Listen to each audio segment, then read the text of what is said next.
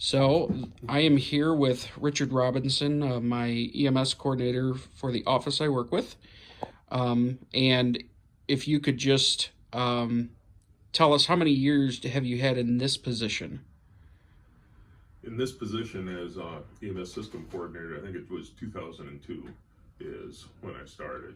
Right. So whatever that works out to, and then but I've been here since before that as EMS instructor. I think it was 93 is when I started. Okay. So, and how many years in EMS total?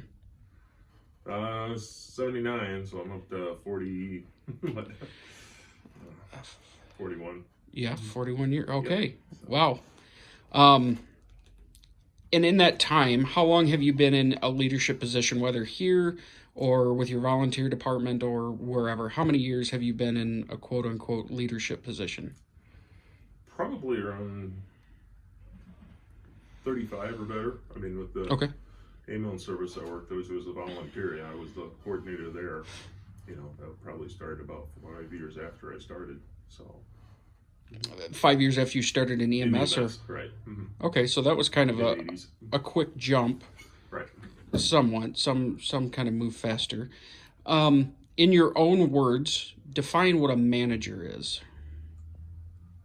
Manager, well, I mean, well, they manage whatever the office, and I know you can't use the word probably to define it, but it's probably just organizing, putting together the team, and allowing everybody in the team to function, I think, for the best of the organization.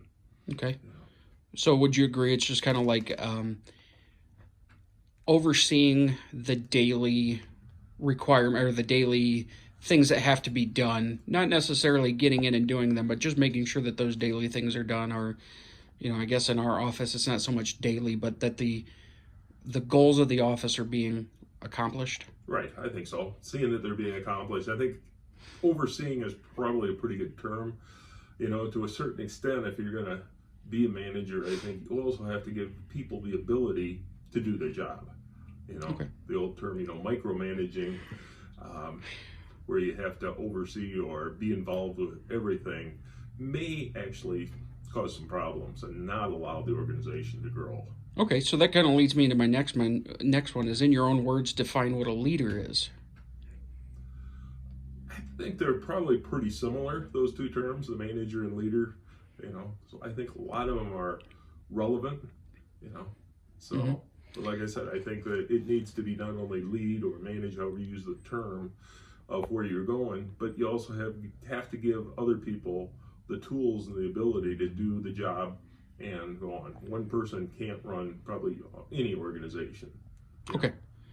Well, and you kind of answered my next question, which is, what are some of the differences? But I'll back up and ask you: is a good manager also a good leader, or can you have a good manager but a bad leader?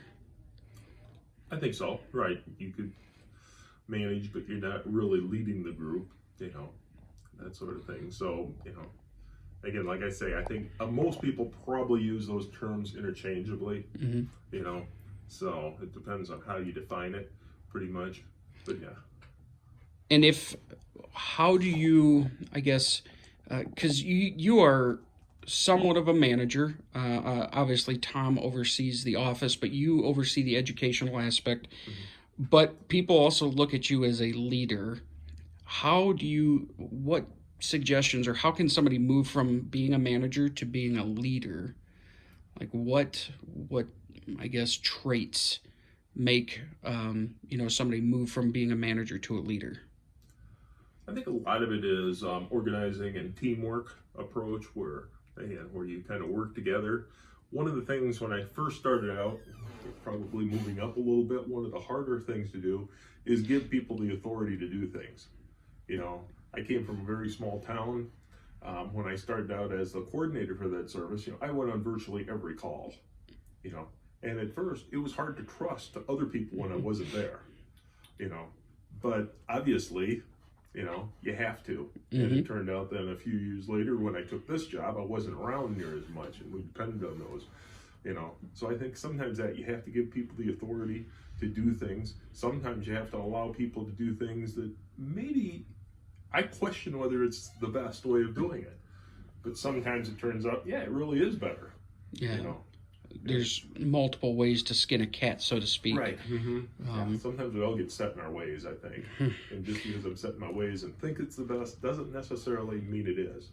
You know. But ultimately, if you still have oversight, you still have some responsibility to oversight. So you can't just let them totally freelance either. Correct. So there's a pretty good balance there that you have to try to achieve. All right. Well, thank you very much for agreeing to this interview, and that's all the questions that I have. But, you know, like I said, you know, not only are you a manager, but people look at you as a leader too. So thank you very much. Okay.